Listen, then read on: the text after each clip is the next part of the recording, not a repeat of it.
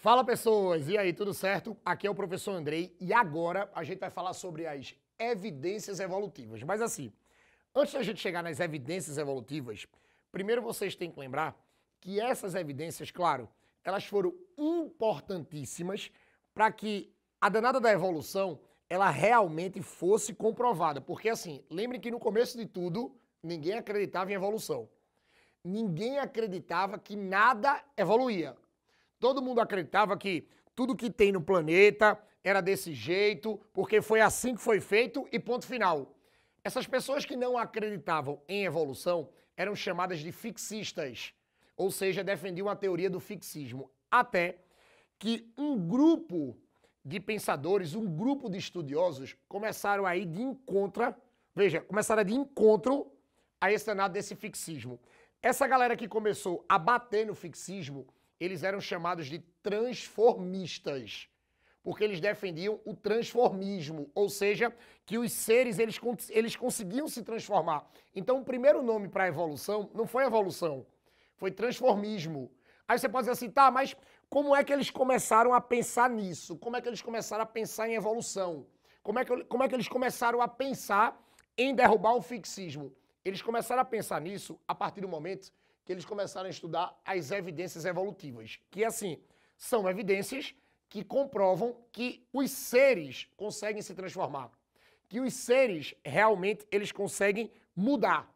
E quando a gente trabalha com as evidências evolutivas, a primeira evidência que a gente não pode esquecer são os órgãos homólogos e análogos. Quando a gente trabalha com os órgãos homólogos e análogos, prestem bastante atenção agora. Pegou órgãos homólogos, a gente vai dizer que isso aqui, os órgãos homólogos, tá aqui, ó. Tá aqui o meu exemplo. É o que nós chamamos de divergência adaptativa ou divergência evolutiva. Quando a gente trabalha com essa divergência adaptativa ou divergência evolutiva, presta atenção. Trabalhou com isso aqui são órgãos. Presta atenção para tu não esquecer isso mais nunca. Andrei, por que isso é uma divergência adaptativa? Porque assim, os órgãos homólogos, eles têm a mesma origem embrionária. Veja, eles têm a mesma origem embrionária. Porém, eles têm funções diferentes. Andrei, como é que uma coisa tem a mesma origem, mas tem funções diferentes? Porque olha para cá, quando você cita isso, é porque a adaptação desse órgão ou desses órgãos no meio são adaptações diferentes. Porque olha qual é o exemplo que eu trouxe aqui. Vê, eu tenho os ossos do braço humano, eu tenho os ossos da pata de um gato, eu tenho os ossos, ó, na nadadeira de um golfinho, e eu tenho os ossos da asa do morcego. Todos esses ossos são iguais, têm a mesma origem. Porém, como esses animais apresentam modos de vida diferentes, então esses ossos aqui eles vão ter funções diferentes. É o que nós chamamos de divergência. Origem igual, função diferente. Órgãos homólogos. Ah, Andrei, e se os órgãos forem análogos? Se os órgãos forem análogos, vocês vão dizer que aí não é uma divergência. Aí vai ser uma convergência adaptativa ou convergência evolutiva. Ah, Andrei, mas por que uma convergência? Porque assim, a origem é totalmente diferente. A origem embrionária é totalmente diferente. Porém, a função é igual. Por que a função é igual? Porque eles vão ter a mesma adaptação. Olha para cá. Um clássico, tá? As asas de uma ave e as asas de um inseto. Vocês há de concordar comigo que, por exemplo, as asas das aves ou de uma ave, ela vai ter ossos, tem penas. É totalmente diferente, olha para cá, de uma asa quitinosa, formada basicamente de quitina, de um inseto. Veja, as asas, elas têm origem totalmente diferente. Porém, essas duas asas servem para a mesma coisa, porque servem para o voo. Se elas servem para a mesma coisa e não têm, preste atenção, a mesma origem, você vai dizer que isso aqui são órgãos análogos. Então, trabalhou com os homólogos, homólogos, mesma origem, função diferente. Análogos, origem diferente, né? Mas as funções são iguais. Tranquilo? Depois desses órgãos, olha para cá. eu tenho também a famosa embriologia comparada. Quando a gente trabalha com a embriologia comparada, também é muito tranquilo essa embriologia comparada, porque é o seguinte, veja, aqui, como o nome já está dizendo, é você fazer o estudo comparativo do desenvolvimento dos embriões. Aí vê o que fez, vê o que está aqui no quadro. Eu tenho o peixe, a galinha, o porco e o humano. E eu coloquei aqui, ó, o desenho, presta atenção, do desenvolvimento embrionário desses 4 seres. Aí o que que acontece? Fazendo um estudo comparativo das fases embrionárias, tu tem como dizer quem tem uma proximidade evolutiva maior. Ou seja, oxe, Andrei, é comparando mesmo? É comparando mesmo. Na medida que você vai comparando, presta atenção, na medida que você vai comparando, você vai vendo semelhanças. Aí você vai dizer assim, quem é mais semelhante no desenvolvimento embrionário tem uma maior proximidade evolutiva. Por exemplo, vê, eu tenho essa fase aqui do humano. Essa fase aqui do humano, ela parece muito mais com a fase do porco, ó, do que com a fase do peixe.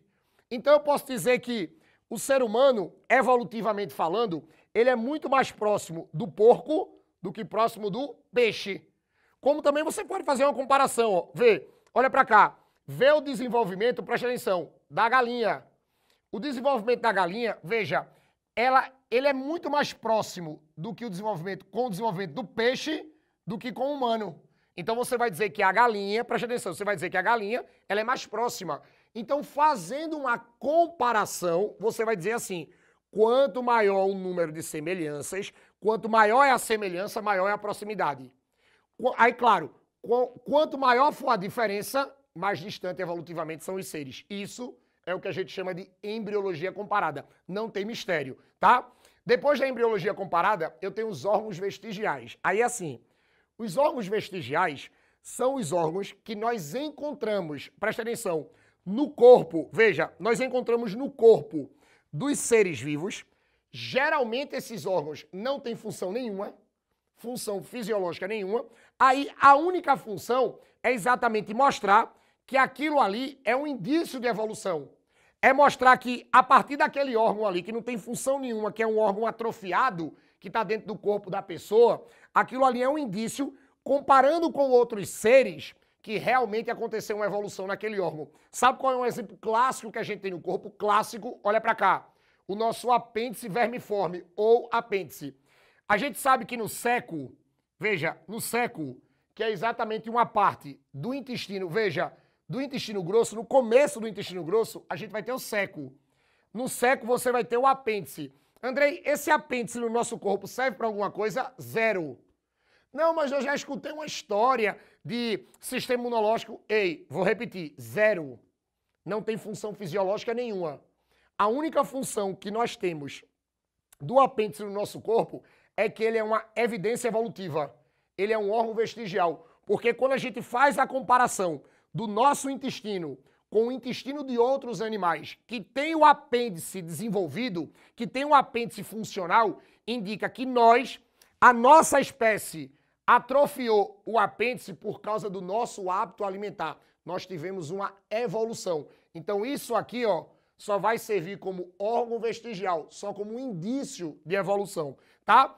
E outra evidência que também é muito usada hoje é a evidência dos fósseis. Aí, vê que desenho massa aqui esse dos fósseis. Por incrível que pareça, o fóssil é uma evidência evolutiva. Ah, André, mas o que é que pode ser um fóssil? Olha, o fóssil pode ser uma ossada, uma marca, uma pegada, tá? Ah, Andrei, eu tenho um fóssil inteiro, pode ser um corpo totalmente fossilizado? Pode, é só tu lembrar daquela pedrazinha âmbar com um inseto dentro. Você fossiliza o inseto todo, tá? Ou, por exemplo, o mamute que foi encontrado congelado, o fóssil do mamute que foi encontrado congelado, é um fóssil inteiro, tá? Então, assim, com o estudo do fóssil e com a datação do fóssil, você também consegue comprovar a evolução. Serve de evidência evolutiva. Ah, e só para te lembrar uma coisa, lembrem que a principal técnica de datação do fóssil é o carbono 14. É tu medir a quantidade do carbono 14. Beleza? Então, resumindo, trabalhou com as evidências evolutivas, Foram essas evidências aqui que ajudaram a comprovar a evolução. Quais são as evidências? Olha as que eu trouxe. Órgãos homólogos e análogos, embriologia comparada e órgãos vestigiais e o estudo dos fósseis. Gostaram? Eu vou sair da frente para tu tirar uma foto e copiar tudo que tu tem para copiar. Beleza? Valeu, viu, menina?